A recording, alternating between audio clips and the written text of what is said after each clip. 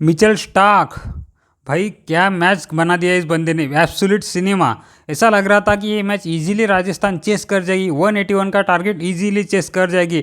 लेकिन इस बंदे के आखिर के जो बचे हुए 2 ओवर में जिस प्रकार की बॉलिंग मिचेल स्टार्क ने की है, उसने बताया क्यों वो ऑस्ट्रेलिया का फ्रंट लाइन बॉलर है। इतना क्यों वो उस सारी दुनिया में इतना हाई रेटेड किया जाता है। उस बंदे ने इस उसके आखिर के इस दोनों ओवर के स्पेल में बिल्कुल बताया कि क्यों उसे आईपीएल में इतने बड़े करोड़ों में खरीदा जाता है। 14-15 करोड़ में उसे खरीदा गया है दिल्ली की तरफ से।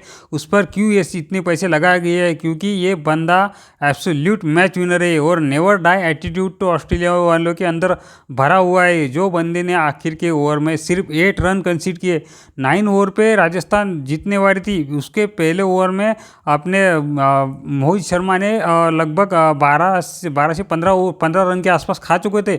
लेकिन उसके बाद इस बंदे ने जो बॉलिंग की है, मिचेल स्टार्क ने इतनी खतरनाक लेवल की 6 यॉर्कर, पूरे के पूरे 6 बॉल, पूरे के पूरे यॉर्कर डाले बंदे ने। इतने खतरनाक, इतने स्पीड वाले यॉर्कर डाले कि किसी से हिट नहीं लग रहा था, ना तो हेटमायर से, ना तो ध्रुव जुरेल से।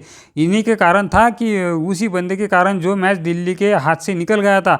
दिल्ली के खराब बैटिंग लाइनअप की वजह से, खराब बैटिंग के इंटेंट की वजह से, जो मिडिल ओवर में दिल्ली की तरफ से जो राहुल और अभिषेक पोरेल ने जितनी बॉलें खाई थी, जिस कारण ऐसा था कि दिल्ली बिल्कुल ही एक्सपेक्ट नहीं किया था कि दिल्ली इतना कम स्कोर करेगी। पावर प्ले में 3 ओवर में 39 रन बना के बाद 39 रन बना के बाद सिर्फ 181 पर फिनिश किया दिल्ली ने। ऐसा किसी ने नहीं सोचा होगा। उसमें भी सबसे ज़्यादा रन 16 ओवर के बाद जब अक्षर पटेल और स्टब और आशुतोष शर्मा, इन तीनों ने जितने रन बनाए, उसी के कारण 181 तक गई दिल्ली। नहीं तो दिल्ली का इस मैच में कुछ भी नहीं था। जिस प्रकार से बैटिंग की थी राहुल ने, राहुल आज लगभग तीसरे ओवर में ही पिच पर आ गए थे। लेकिन उन्होंने आज जो इतनी स्लो इनिंग खेली, लगभग 34 बॉल पर 37 कुछ रन बनाए। इतने बॉलें खा चुके थे, जब उनको मैच को पिकअप करना था, जब शॉट्स खेलने थे, तब अपना विकेट देकर चले गए। और उसके साथ साथ अपने अभिषेक पोरेल, इन दोनों की पार्टनरशिप लगी।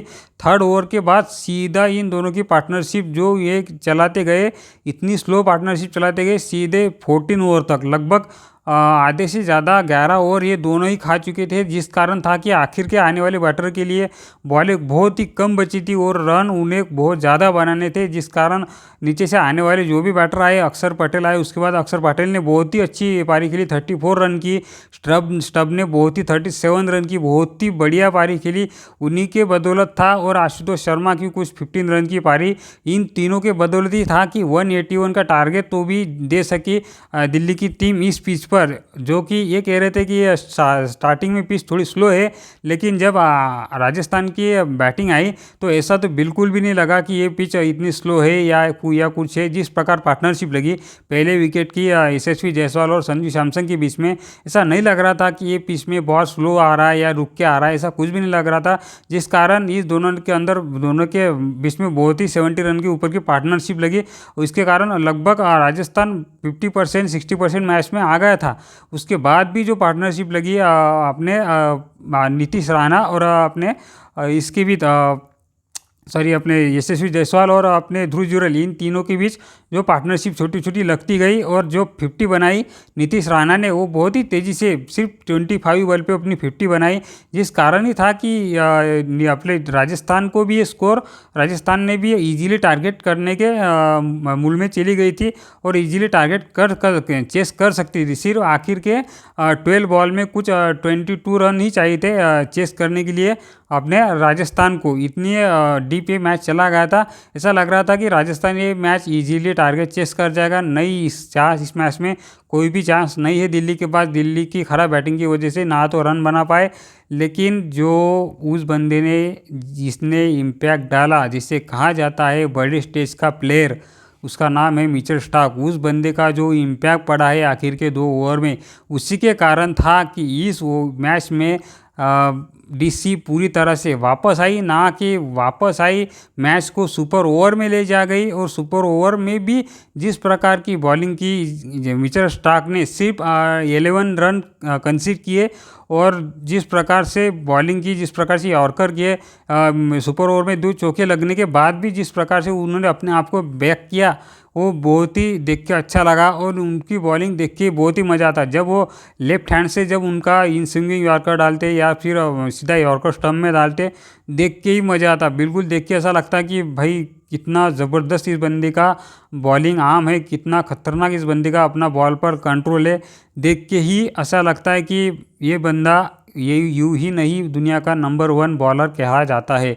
जिस प्रकार इसने आखिर के सुपर ओवर में सिर्फ 11 रन कंसीड करके डीसी को सिर्फ 12 रन का टारगेट मिला, और राजस्थान के हाथ में एक बने बनाया जो मैच राजस्थान के बॉलर ने एक बहुत ही अच्छी सी बॉलिंग करके एक मैच इजीली बना के दिया था।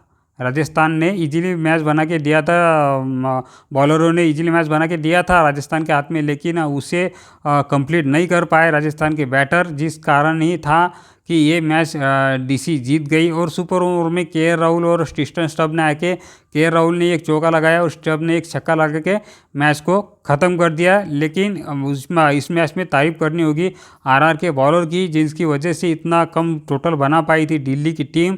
उसके साथ साथ तारीफ हमें करनी होगी दिल्ली के बॉलर को भी, जिन्होंने इतनी अच्छी बॉलिंग की कि जिस कारण वो भी इस स्कोर को डिफेंड करने में मिडल ओवर में, चाहे स्पिनर हो, चाहे स्टार्टिंग के बॉलर में मोहित शर्मा हो, उसके पहले अपने मुकेश कुमार हो, या फिर अपने कुलदीप यादव हो, अक्षर पटेल हो, इनकी बदौलत ही था कि मिडल ओवर में रन कम कंसीड करने के कारण भी ये मैच आखिर तक गया। लेकिन इसमें सबसे बड़ा एक फैक्टर रहे तो मिचेल स्टार्क ही रहे, जिस कारण उनके उसी स्पेल के कारण, उन 2 ओवर के स्पेल के कारण ही ये मैच डीसी की टीम जीत पाई। और मुझे लगता है कि इस जीत से उनका कॉन्फिडेंस बहुत ही अच्छी तरीके से बूस्टअप हुआ होगा। अब देखते हैं आगे के मैच में क्या होगा।